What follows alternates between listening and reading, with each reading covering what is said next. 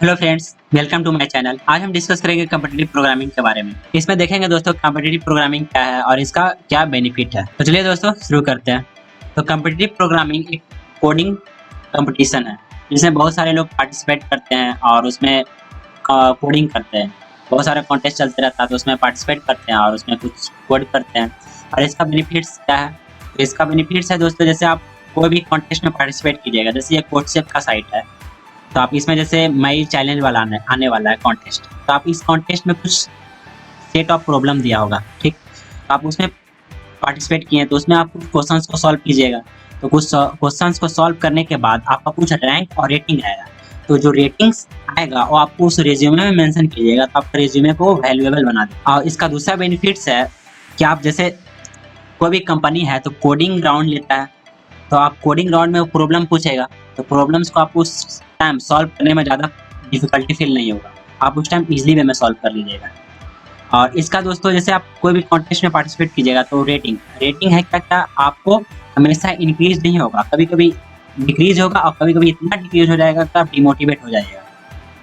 इसलिए दोस्तों आपको हमेशा इसमें पार्टिसिपेट करना है। रेटिंग तो इम्पोर्टेंट नहीं है दोस्तों, क्योंकि आपको कोई भी कंपनी है कि ये नहीं पूछेगा कि आप कितना कोर्सेप पे कितना स्टार हैं, क्या आप कोर्सेप पर 6 स्टार हैं, ऐसा नहीं पूछेगा।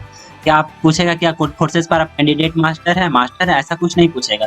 आपसे वो पूछेगा कि आपको प्रॉब्लम देगा और आपको सॉल्व करने आता है कि नहीं आता है, ये देखेगा। तो रेटिंग तो ज़्यादा जरूरी नहीं है दोस्तों, आप रेटिंग पर ज़्यादा मत फोकस कीजिएगा। इस चैलेंज में जैसे 7 प्रॉब्लम दिया हुआ है मान लेते हैं, ठीक। तो उसमें आपको क्या उस 7 प्रॉब्लम में 5 प्रॉब्लम भी सॉल्व हुआ, ये देखना जरूरी है ना। क्या क्या आपकी 5 स्टार हुआ, ये कंपनी नहीं पूछेगा। इसलिए रेटिंग ज़्यादा इंपॉर्टेंट नहीं है, आपको प्रॉब्लम सॉल्विंग करने आना चाहिए। आप किसी तरह से रेटिंग को इंक्रीज कर लीजिएगा तो आपको कोई फायदा बेनिफिट्स नहीं होगा। इसलिए दोस्तों आप कॉन्टेस्ट में पार्टिसिपेट कीजिए, आप प्रॉब्लम सॉल्व कीजिए, रेटिंग पर ज़्यादा फोकस मत कीजिएगा, आपको प्रॉब्लम सॉल्विंग करने आना चाहिए। आप जितना ज़्यादा प्रॉब्लम सॉल्व करने लगिएगा तो आपका अपना खुद रेटिंग इंक्रीज हो जाएगा। ठीक है दोस्तों, आप रेटिंग पर ज़्यादा मत फोकस कीजिएगा, ठीक। आदि दोस्तों आप कॉम्पिटिटिव प्रोग्रामिंग एकदम बिगिनर है, आपको कुछ भी नहीं आता है। आप सबसे पहले आप कॉम्पिटिटिव प्रोग्रामिंग स्टार्ट करने से पहले आपको एक कोई लैंग्वेज आना चाहिए। तो लैंग्वेज में आपको C++ या जावा दोनों में से कोई एक लैंग्वेज सिलेक्ट कर लीजिएगा, ठीक। अब वो लैंग्वेज को सिलेक्ट करने के बाद आपको C++ पे प्रैक्टिस करना होगा क्वेश्चंस। तो उसके लिए ये साइट है सबसे दोस्तों, पहले हैकर रैंक पे जाइएगा। आप C++ के या प्रैक्टिस सेक्शन में जाइएगा, तो वहाँ पर C++ का कुछ क्वेश्चंस दिया हुआ है, सिंपल है, आप वहाँ से जा के सॉल्व कर लीजिएगा। तो उससे आपका क्या होगा, C++ में आपका कवर हो जाएगा, तो आप समझ में आने लगेगा कि कॉम्पिटिटिव प्रोग्रामिंग क्या होता है, कैसे किया जाता है C++ करने के बाद। उसके बाद आप डेटा स्ट्रक्चर्स को स्टार्ट कीजिएगा। इसमें भी सिंपल डेटा स्ट्रक्चर्स को पढ़ने के बाद फिर यहाँ इसी सेक्शन पर आइएगा और डेटा स्ट्रक्चर का प्रैक्टिस करने लगेगा। इसमें जब आप हैकर रैंक पर आप कंफर्टेबल फील करने लगेगा तो फिर उसके बाद कोर्सेप के साइट पर जाइएगा। कोर्सेप के साइट पर 3 कॉन्टेस्ट चलता है, ठीक। एक हो गया लॉन्ग और 2 हो गया शॉर्ट। जाना होगा आप लॉन्ग में ही पार्टिसिपेट कीजिएगा, क्योंकि लॉन्ग होता है 10 डेज का। तो 10 डेज में आप कुछ क्वेश्चंस को पढ़िएगा तो आपको समझ में आने लगेगा कि ऐसे सॉल्व करते हैं। और लेकिन जो 2 आवर्स या 3 आवर्स का होता है तो आपको क्वेश्चंस समझने में ही टाइम खत्म हो जाएगा, तो वो ज़्यादा बेनिफिट नहीं होगा। आपको सबसे पहले लॉन्ग में जाइएगा, आप उसको क्वेश्चंस को रीड कीजिएगा, समझिएगा और 10 डेज में आप कुछ ना कुछ क्वेश्चन सॉल्व कर लीजिएगा, ठीक।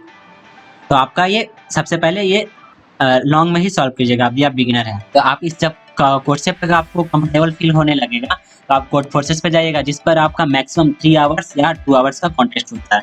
तो आप इसका देने से फायदा हुआ, जैसे आप कोई भी कंपनी है तो आपका 10 डेज का कोडिंग राउंड नहीं लेगा ना, वो आपका 2 आवर्स या 3 आवर्स का लेगा। तो इससे आपका क्या होगा, आपका स्पीड इंक्रीज हो जाएगा, तो आप जल्दी से जल्दी क्वेश्चंस को सॉल्व करने लगेगा। तो इसके लिए आपका कोड फोर्सेस करना इंपॉर्टेंट है।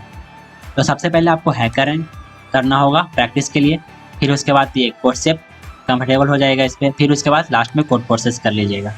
और रेटिंग पर ज़्यादा फोकस मत कीजिएगा, आपको क्वेश्चन सॉल्व होना चाहिए। क्वेश्चन जब सॉल्व होने लगेगा तो आपका खुद ही रेटिंग इंक्रीज हो जाएगा। ये दोस्तों फर्स्ट पार्ट है। नेक्स्ट पार्ट में हम लोग देखेंगे कॉम्पिटिटिव प्रोग्रामिंग सिलेबस के बारे में, हमको क्या क्या पढ़ना है कॉम्पिटिटिव प्रोग्रामिंग में, जिससे हमारा और अच्छा कॉम्पिटिटिव प्रोग्रामर बन सके। तो उसमें सिलेबस के बारे में डिस्कस करेंगे। यदि दोस्तों आपको ये वीडियो अच्छा लगा हो तो लाइक कर दीजिएगा और चैनल को सब्सक्राइब कर दीजिएगा।